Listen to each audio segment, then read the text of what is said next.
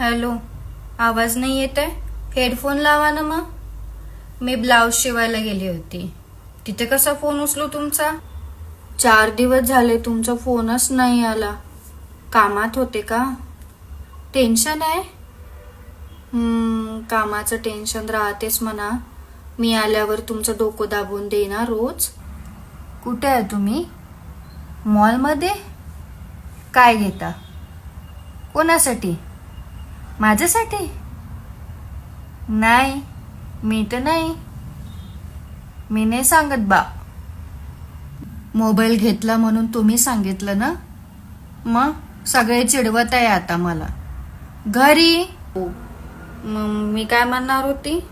लाज वाटली ना. जा बा, मी कशी बोलू?